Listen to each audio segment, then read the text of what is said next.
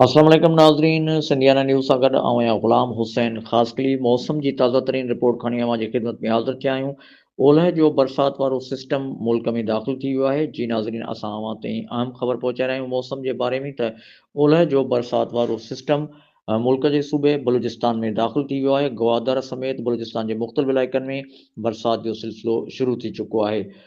बलूचिस्तान सूबे जे गादी वारे शहर कोइटिया समेत बलूचिस्तान जे मुख़्तलिफ़ इलाइक़नि में गजगोड़ ऐं खियवण सां गॾु इहो ओलह वारो सिस्टम वधीक वसकारा कंदो।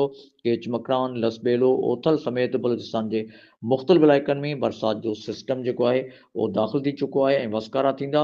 इहो सिलसिलो जारी रहंदो। अहिड़ी तरह ओलह वारो सिस्टम सूबे सिंध में बि जेको आहे वसकारा कंदो। सिंध सूबे जे गादी वारे शहर कराची में गजगोड़ ऐं खियवण सां गॾु मींहुं पवण जो इम्कानु आहे, जॾहिं त हैदराबाद, जामशोरो, ठट्टो, बदीन, सिजावल, टंडो मोहम्मद ख़ान, मटियारी, टंडो अलियार, मीरपुर ख़ास, उमरकोट, मिठी, थरपारकर, सांगड़, नवाबशाह, सखर, ख़ैरपुर मीरस, घोटकी, कशमोर, कंदकोट, शिकारपुर, जेकमाबाद, लाड़काणो ऐं दादूअ समेत सॼी सिंध जे मुख़्तलिफ़ इलाइक़नि में ख़मीस 22 जनवरीअ ते किथे गजगोड़ सां, किथे गूंगो मींहुं ऐं किथे हल्की बरसाति जा वसकारा जारी रहंदा। त ओलह वारो बरसाति जो सिस्टम हिन वक़्तु मुल्क में दाख़िल थी चुको आहे, जंहिं दौरान सूबे पंजाब, सूबे ख़ैबर पख्तूनख्वा में बि बरसाति जा वसकारा जेके आहिनि सो उहे शुरू थींदा।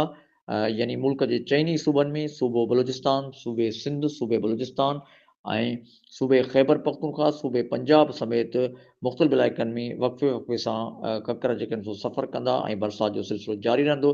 अहिड़ीअ तरह गिलगित बल्तिस्तान ऐं आज़ाद कश्मीर में बि बरसाति जा वसकारा जारी रहंदा, जॾहिं त मुल्क जे उतरनि इलाइक़नि में बर्फ़बारी जो बि इम्कानु आहे। बरसाति जे इन वसकारनि सां मौसम जेका आहे उहा वधीक थधी थी वेंदी ऐं थधियूं हवाऊं बि घुलण जा इम्कान आहिनि। मौसम जी इन ताज़ा तरीन अपडेट मां ग़ुलाम हुसैन ख़ासकली खे इजाज़त ॾींदा। वधीक ख़बरुनि लाइ ॾिसंदा रहो सिंधियाना न्यूज़ नेटवर्क।